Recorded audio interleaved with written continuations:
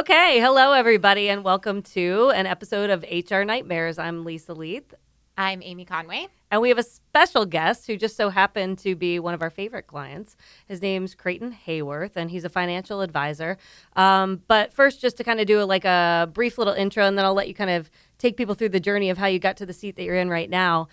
Creighton, I love all the smart people that we get on this podcast. Yeah. Like, I was looking at Creighton's LinkedIn profile, and I was like, oh my God, this guy graduated magna cum laude with a business degree from Not college. surprising. I mean, that doesn't suck. So congratulations for that. Many years later, I'm a little late to the game there. That's but all right. he spent many years in the contract research organization business, pharmaceuticals, working for a couple different companies, big ones like PPD, now Thermo Fisher, Asinios Health, and then made the transition into financial advising. So from like a career pathing perspective, we're always kind of like, we love having fun talking about how people got to the seat that they're in, and that's kind of an interesting transition. So why don't you introduce yourself too? We loved working with you. I don't know, Amy, if you want to like throw in there, I mean, how much we loved working with Creighton and appreciating him. Favorite. Oh, I probably shouldn't say favorite client. If my other clients are listening, I HR love you. Nightmares. You're the too. favorite. HR Nightmares. But yeah, no, I had the opportunity to work with Creighton and Steve at Carolina Capital Advisors for the last probably 4 or 5 months, and they were just a delight. So super small, little intimate team, but everyone is really great. They were really open to having me there and taking my feedback and putting some good processes into place and getting all up to date on their people stuff and their HR guidelines. And yeah, I just stopped working there last week. We were all said and done, and it's kind of sad. I Well, guess now we have you here. They were the best. I'll have to find a new project. Just so I Please. can bring y'all on. Yeah. But it was good. No, but thank you for the introduction. So kind of funny you mentioned all that stuff. I got into financial advising about 4 years ago. Before that, I was in the CRO industry, like you mentioned, and had been on both the internal sales side as well as the finance side, and kind of got to this point where I said, okay, what am I really going to do here? I was 27, 26, and do I really want to be in an airplane jetting around, on the BD side, or do I really want to go after something that I really have a passion for? Or, so I thought, and I do, which is financial advising. Just so it works out too that my father-in-law was a financial advisor as well. So, I've always kind of had that, experience around him, hearing him, what he, was always, shared and talked about. So, it's kind of a natural progression there, to get in that. But so, like I said, 4 years, been down here in Wilmington the whole time, with that. We do have an office here in Wilmington and in Rocky Mount, which is, for those of you who don't know, that's about 2 hours away, about 45 Near minutes. Yeah, east of Raleigh.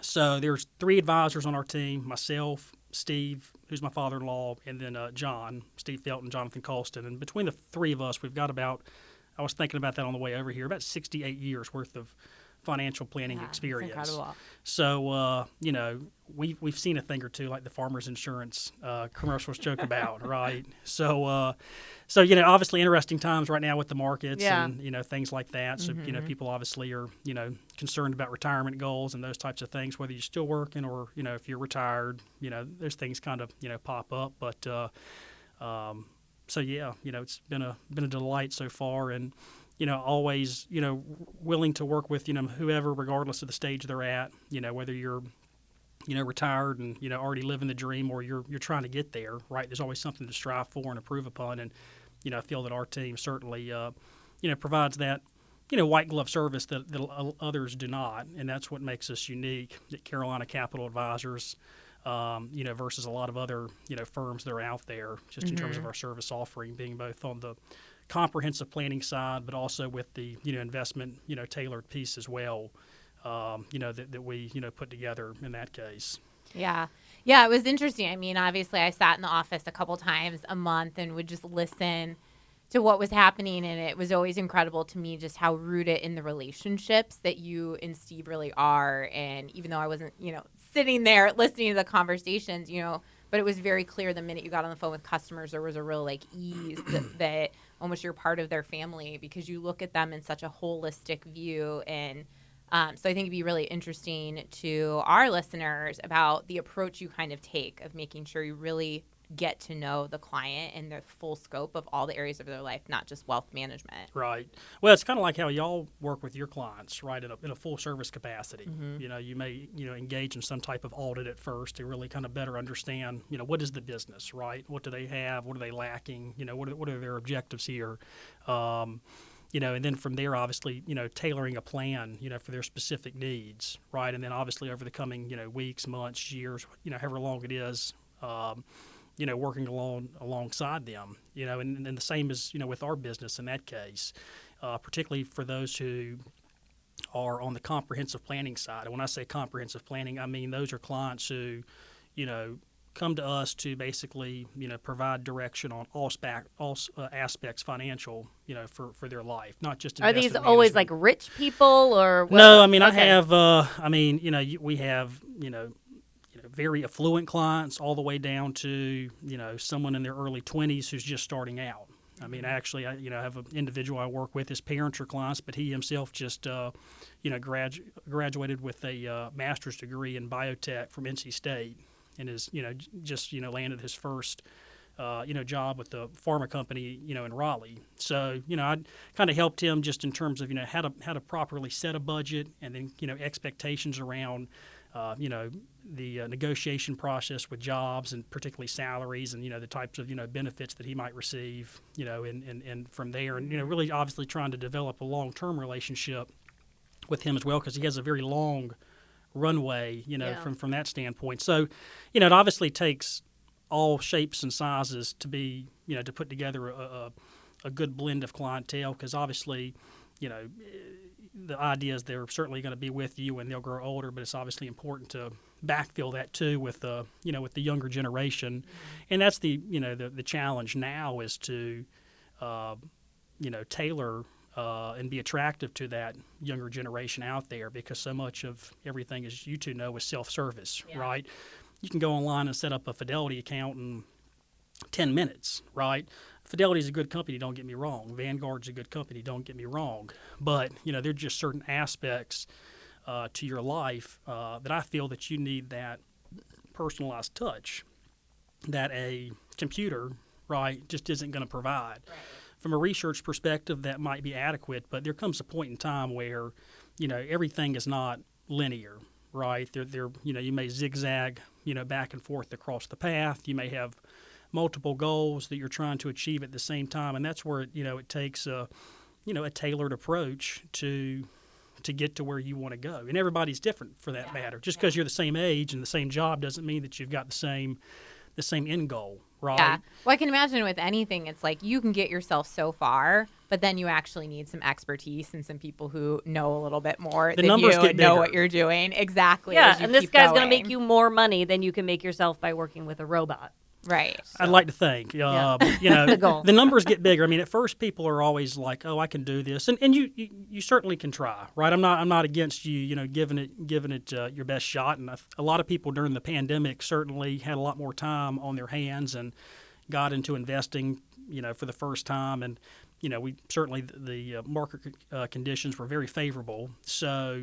It seemed like everybody knew what they were doing, but you get into a state like we're in now, and it does separate, the pros versus the Joes in that case, and particularly too when, for everybody is different, but at some point you reach a point, whether it's your net worth or your investment portfolio, whatever it is, the numbers get to a certain size, and it's like, okay, I'm uncomfortable, managing this. I need some professional insight. I mean, I've had clients come to me and say that. They're like, yeah, I didn't mind doing this at first. I was in my 20s and early 30s and, my portfolio was X. But, I've been at this now for 20, 25 years and, obviously I've got, fewer years less to work than the other. And so I want to make sure that what I've, worked for and saved for, I maximize that. Right. You're getting the most out of it. So, especially in a market like this, like people, if you're close to retirement, the last thing you want to do is like lose half of your account because you left it in aggressive funds or whatever. So you need like a real pro to tell you what to do. I have a question for you. So over the last, 10 years or so, I would say HR professionals and HR functions have been advocating that companies have like a social responsibility to encourage their employees to invest in their retirement. I personally think that's the right thing to do. Like whether or not you can afford to have like a 401k account and match at your company, but a lot of our clients are smaller businesses and just aren't ready for that.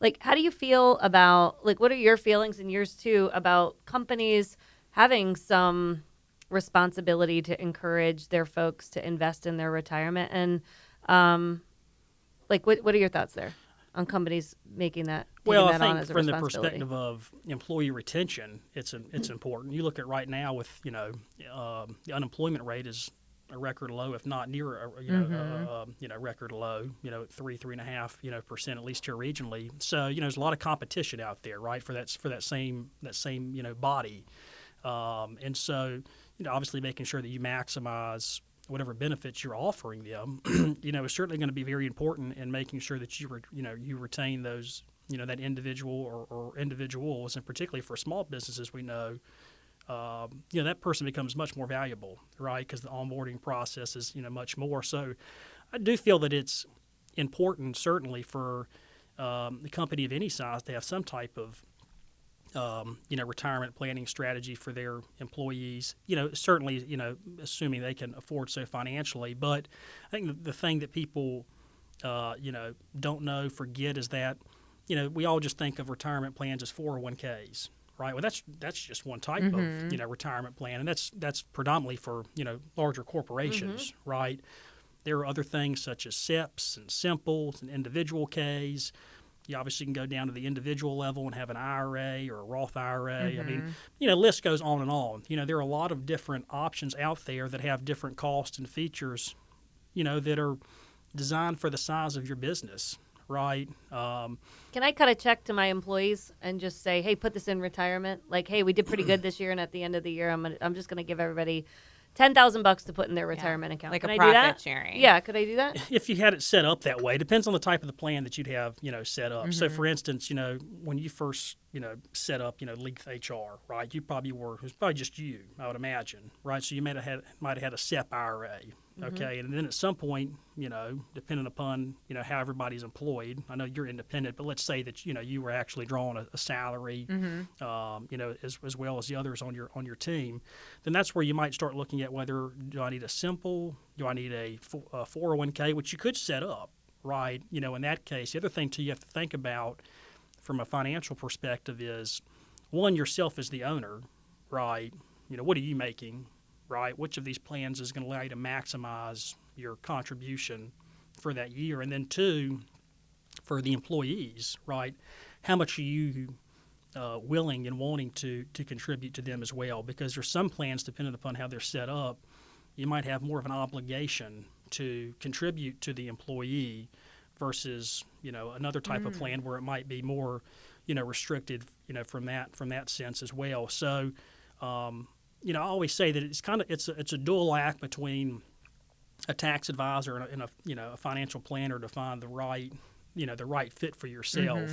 But I would say that there is a plan out there for any type of business that I feel, right? Yeah. It's just a matter of educating yourself, and there are resources out there, but the reality is most people don't know what to look for. Yeah. Right? So what good is it to you if it's out there on Google, right? That's where you need somebody to help walk you, through that stage. Yeah.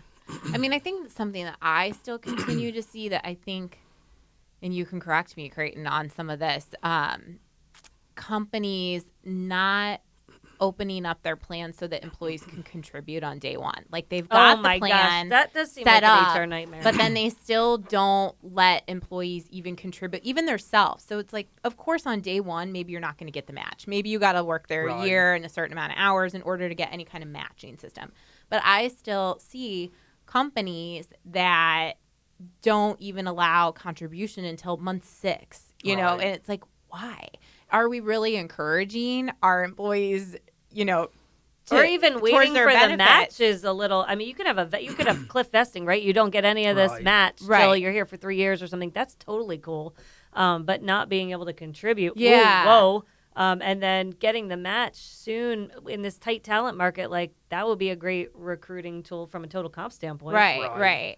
I mean, I guess there's not a reason for that. Like, is there? It's just the employer's preference in that case. Yeah. I mean, it's just a matter of, what they're willing to offer. I mean, the one thing I'd say that might be a setback is just the fact that, once you have access to an employer, retirement plan, is that, your ability to contribute to an IRA or Roth IRA becomes limited in a sense. Okay, so let's say that you may not have that time in which they're allowing you to contribute. That might have an impact, even though you weren't doing so. You still had access, to it. Yeah. So there's some pitfalls, to that. But I mean, I am certainly an advocate to all clients. If the employer is going to match, right, at least contribute up to the limit in which you would receive that full match from your employer, because that's for sure. Otherwise, free you're leaving money. money on the table. It's free money, right? I used to tell people that in my old company all the time. We matched up to 4%. I'm like, don't contribute contribute. There's at least a lot of 4, people out there right? who don't do that. Yeah. I mean,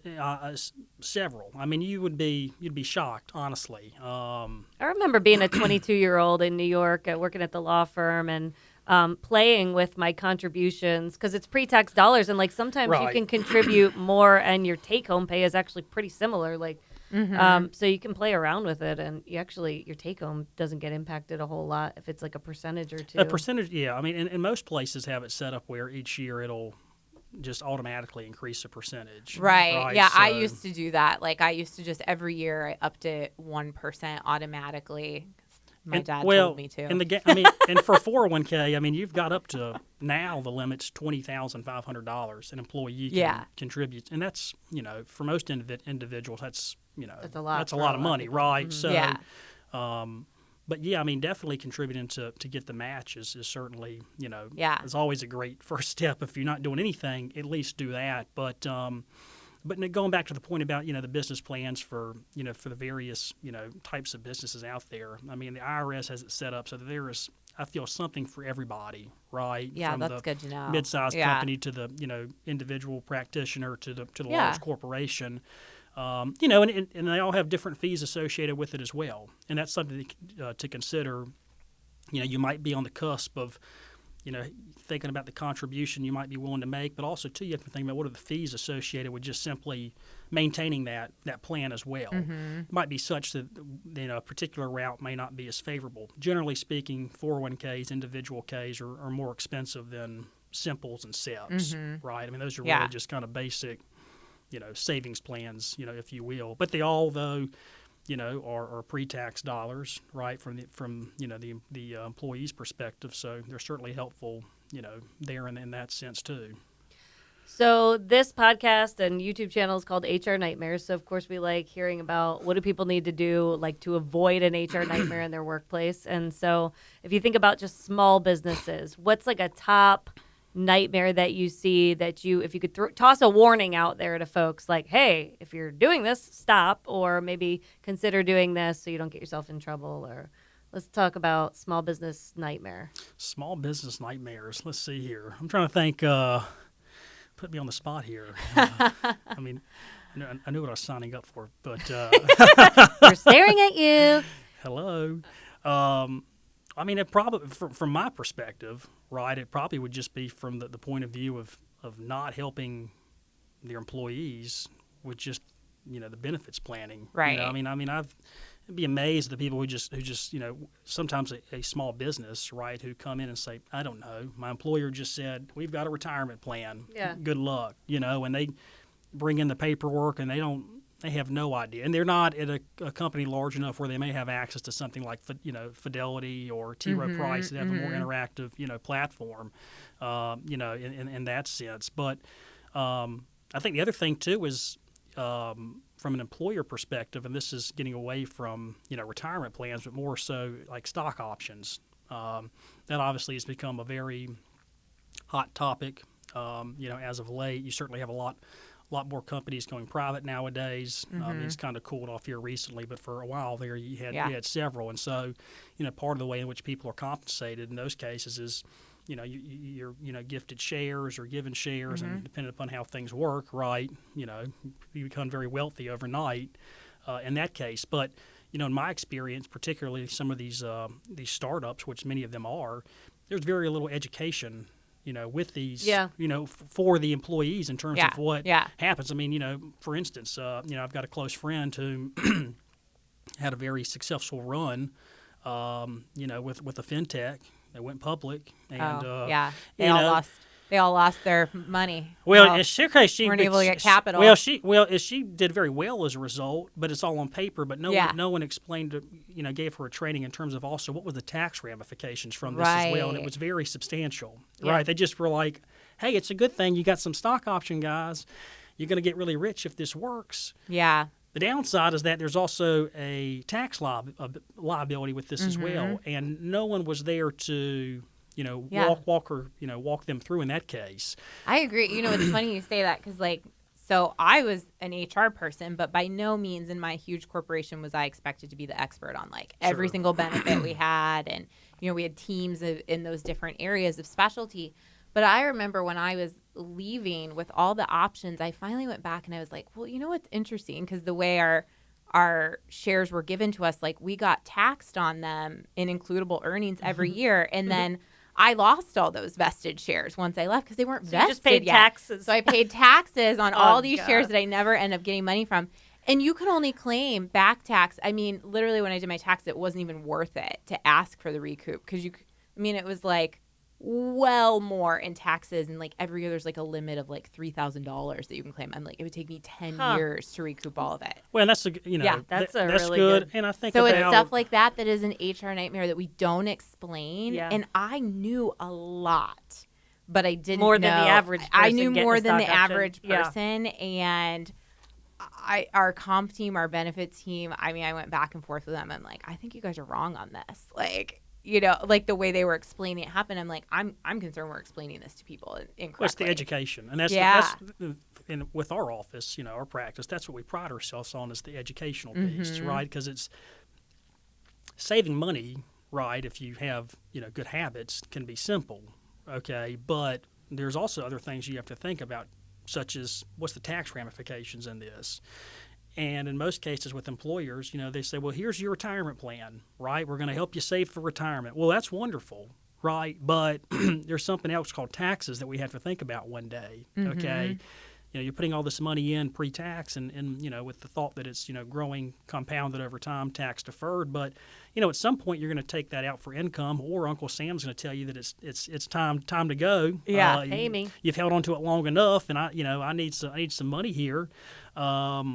And that can be dependent upon your situation, might not be a favorable, tax liability in that case. Not that anyone ever wants to pay taxes, but sometimes it can certainly be a larger number than you were hoping to, write off in that case. So, from our perspective, that's something that, we really, pride ourselves on, is having that, professional alliance, with CPAs to help our clients from that perspective as well, managing their portfolio, particularly as they, grow older, right? And, are tapping into retirement dollars and, certainly having to consider what are the, the tax liabilities there.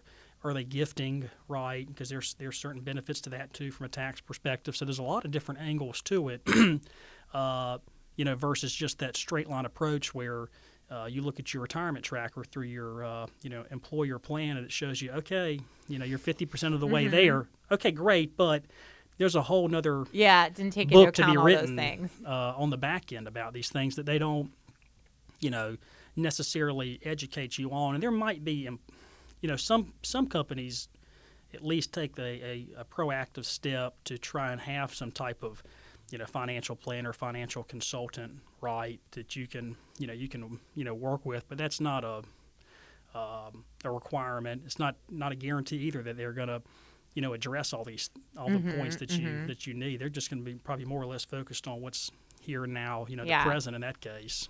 I have a question. I think, I myself and a lot of friends, I think back to 10 years ago, and always living under this kind of assumption of things you might think that are true but aren't, is that you had to have a certain amount of money in your portfolio before you could even go find someone like you, or they wouldn't work with you. Yeah, so true. is there, what's the general guidance, even if you don't give us yours, on like, is there a minimum, or do you encourage people like, hey, like you're a new person from NC State, like right away, let us help you? Because I think there's a lot of people out there that are like, I can't afford a financial advisor. I don't even have enough. I only have 50,000. I need to get to 6 figures in my 401k before it would be worth it. So just what's your general guidance? It's a good question. I get that a lot. Have gotten that a couple of times within the past week. And frankly, there is no, set limit per se. I mean, from my perspective, or at least with the Ameriprise, which is, whom we're with as a financial practice, there's really 3 ways you can work with us, with advisors, that is. It can be at a comprehensive planning level. So again, looking at your full, financial state.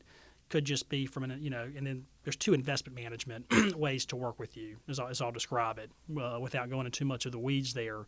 But like the young gentleman I was telling you about who just graduated from NC State, he's a comprehensive planning client. Now, granted, he's on the lower end, and that's part of how we have it set up, is that we have various tiers, if you will. Because obviously you're, someone who's at that stage versus someone who's 75 and is very affluent. There's a lot of differences there, right? But they both recognize they need comprehensive planning. It's just the comprehensive planning looks different, right? There's less elements that we have to tackle, in that sense. There are some companies out there, yes, that have a minimum per se, right? At least from an investment standpoint, okay? From a comprehensive planning point of view, there's no minimum, right? At least in terms of how we have it, set up. So ours is, with comprehensive planning, it's a set annual fee that you pay, right? It's not like a asset-based fee or advisor-based fee. We have those types of programs, right, where you might charge, 1% on monies that are in that portfolio. That's more of that is an investment-driven solution, and where you're just simply providing advice on that portfolio itself. But with the comprehensive planning, depending upon the number of touches throughout the year, the number of topics we're going to address, and just the complexity of your situation, that dictates the fee structure. In some ways similar to how y'all's business is set up, right? In terms of, but do I have to cut you a check if I'm a 22-year-old coming out of NC State? I'm doing comprehensive planning, or do you just take that out of my account? If you have an account, we can do it like that, right? If you want to. I think that's nice for people. I mean, because in that case, it's well, part of the way we look at it is, okay, we like to think we're earning our keep by, you're earning money, right? And so, you pay us for our services, right? So, part of the gains that you might have. Well, it's an incentive for you to make me more money. Right. Well, you're getting a percentage of the money. It doesn't feel like a spend as much as they're getting me stuff, and part of that is then, they get this. Well, that's partly too how the industry has gravitated over time. It used to be, you think about these movies in the 80s where guys were just, throwing stocks out and, making a ton of money on just, garbage picks, right? Yeah. Nowadays, everything's much more transparent. People are far more, knowledgeable thanks to just the internet and being able to share information so quickly now. And as a result of that, right, just the financial advising industry has really kind of had to gravitate from that stock picker mentality being more of okay, let's talk about what is your financial goals here, right, and having more incentive to play for, compensation structure versus, hey, I sell you this, I make my money, and I go on my merry way. A little more of a human touch these days. Yeah. People need that right now. They want to talk to a human and get the personalized touch. So I think that's a differentiator. What could be a good option, too, for companies that don't have a retirement plan available for employees is just bring somebody like a Creighton into your office and let people meet him, and then they can decide whether or not they want to do some kind of comprehensive planning with you, and you can help individuals. So even if you don't have a big company plan and you don't have enough people to be on an investment team and do great education and make a big commitment, there are other options. It's hey, just have resources, know a guy, and you could just like go in over a lunch hour or something and just talk to people and tell them how you do. Right. And it's all, and you know, at that point, it's just an initial consultation. Yeah. You know, essentially, right? So, you know, I mean, it's up to that individual employee what they want to, you know, do at that stage. And, you know, we've formed several relationships like that, you know, over the years. You know, it's nice too about how we operate, being a franchise, is while we are under the Ameriprise umbrella, we do have a lot of autonomy. Excuse me, and I think you've picked up on that just in the 4 or 5 months you were there.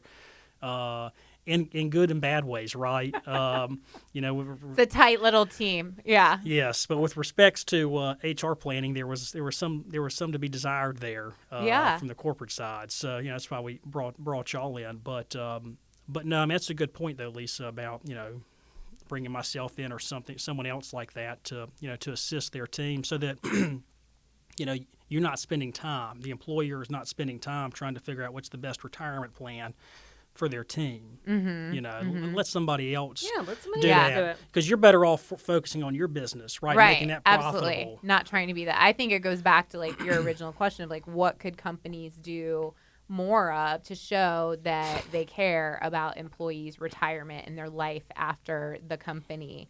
And some of it is like, we know that we work with businesses of all sizes, and we know that it's not realistic for all of them to be able to contribute to a 401k plan in the same way. We understand that. But it is, what are the other things you could do by just having a resource, having someone come in one day a year, go through some people, there's lots of other options that companies can take if they're not able to just invest financially in their they can invest in their folks by introducing them to a resource, especially Gen Zers that have no idea and probably don't have a buddy like this.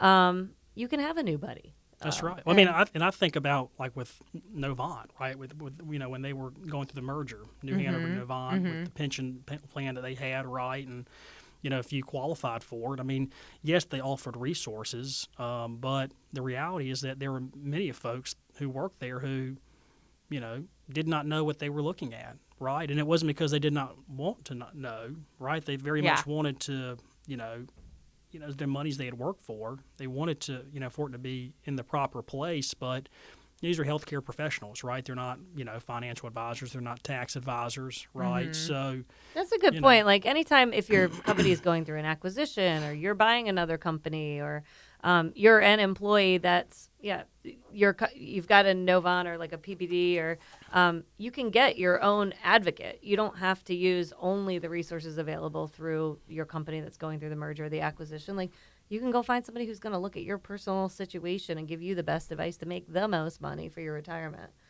I want to use the last few minutes. I don't know if you've ever watched an episode of HR Nightmares, but we always take a write-in. And like we have people write in and try to get free HR advice, and so we try to do our best solutioning. You can on the just chime fly. in. We'll answer the question. Yeah, we're gonna read the question and we're gonna make you answer it right on the spot. We're gonna see how much you learned from Amy. How much did you learn from your HR consultant? So, this is actually like kind of a timely question to come in. Yeah, because you are in a family business. Yes. Yeah, right? that's true. You're transitioning kind of the leadership roles from your father-in-law, who you've known for how many years? Like since you were basically a baby. We started dating when I was 15. Yeah. Okay. So yes. So a long time. Half your life. Yes. More than half your life. Yes. Yes. Okay, so you're in a family business. You're taking over some of the leadership duties. So you kind of understand there's probably some nepotism things that go on. You guys have to manage perceptions and everything like that. So we had a write-in actually from an employee's perspective, and they asked, what is there to do in a local business, I'm assuming it's a small business, when the person who handles HR, in quotes, is related to the CEO? It's practically impossible to expect any kind of confidentiality about issues related to management or any kind of grievance with leadership.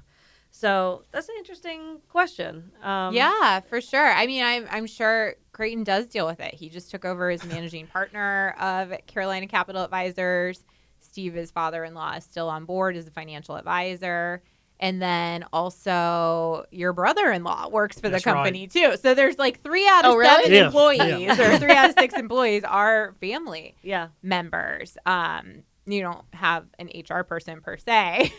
You know who to call for a while. That's right. But yeah, you know who to call when you get in troubles. But it is really relevant, and it's hard because I would say if it's a family business and it's a small business, I don't know that there is that much you can do. I would ask, why are you concerned that what grievances you might have, why wouldn't you want the CEO to know? So does it matter? Why does that have to be confidential, right? And I think that this is where employees need to shift their mind. It's like, if you want us to address concerns and address things, we have to be transparent about what those concerns are, and we have to know. So yeah, I can't do anything as the owner of a small business if you don't tell me what's up and like what's really bothering you. And even if you're complaining about me, employees have to have enough courage to approach that in a way that they feel good about it, in a way that they can be confident about it, but also state what their concerns are and be honest, because nothing's going to get fixed otherwise. And if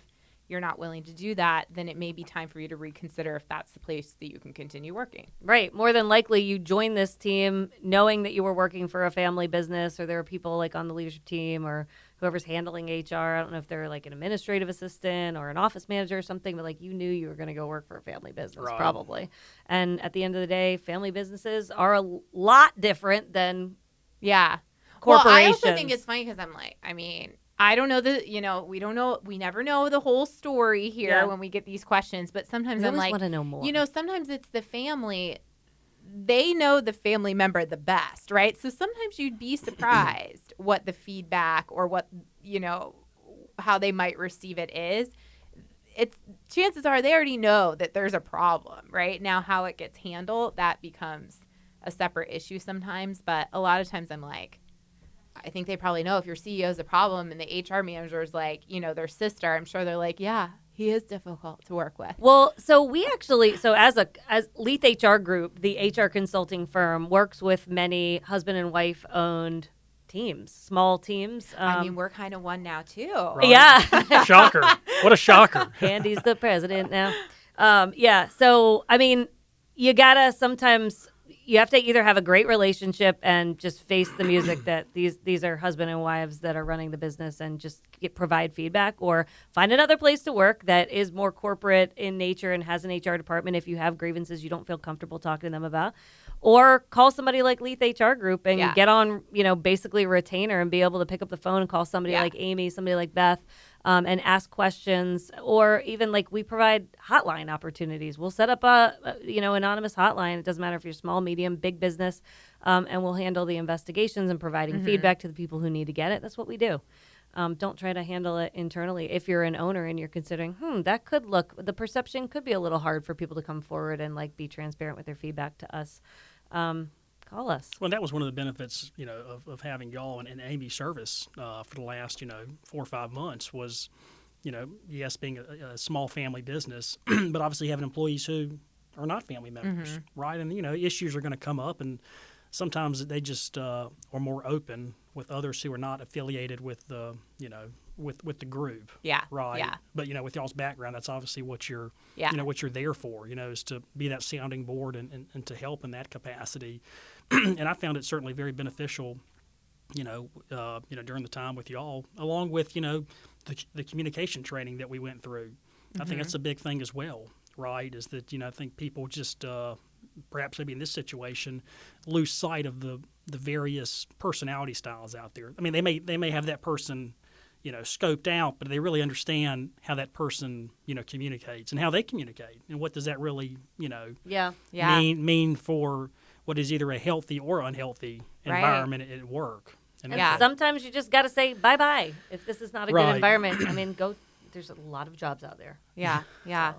But yeah, I mean, I think you're right. I mean, I think the team was really open to it, and I think we got feedback from a lot of places. But also, I think that your team, and what I see is that there are family-run businesses where the managing partner was open and receptive to feedback and handles that feedback and does address concerns and does address issues.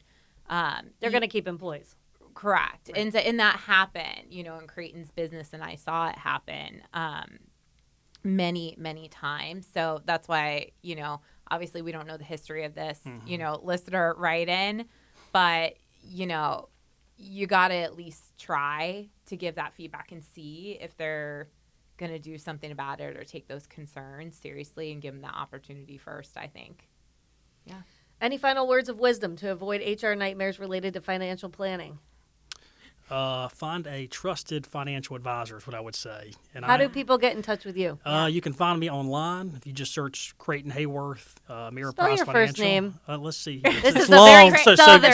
get your get your pen and paper out. CreighTon. Yes, Hayworth. Yeah. And they can find you on LinkedIn. LinkedIn, Facebook. So there are various ways, but located on Market Street up in Porter's Neck. Yeah. Carolina Capital Advisors under the Ameriprise umbrella, Yep. Creighton Hayworth. Reach out whether you're a company, you're a small business, mid-sized business, big business, or you're an individual. Again, there's no minimum to get some comprehensive planning services with Creighton and his team. Find us, Leath HR Group, on all the social platforms. Gabby Plumet is trying to make us TikTok famous right now, so you can find us on TikTok. I better log into that sometime. Yeah. Instagram, LinkedIn, Facebook, Leath HR Group. We also have our very own Leath HR technology called Work Talk. It's mobile check-ins, super easy to use, very affordable. If you're a small team trying to get more two-way feedback going on between employees and supervisors, definitely check Work Talk out, worktalk.com. What else? That's it. Check out YouTube. Make sure to hit that subscribe, hit that bell so you're notified every time new episodes drop. And then you can find this podcast anywhere that you get your podcasts. Yeah. Hit like, subscribe, and also the reviews are helpful for us. So if you want to leave a 5-star review, that'd be great. Thank you. Yeah, only the 5 stars one, though. We're not interested in anything else. Thanks for tuning in to HR Nightmares. Creighton Hayworth, thank you for being here. Yeah, thanks. You were for certainly We love welcome. I Carolina appreciate Capital coming on. Advisors. Yeah. Okay, have a great day.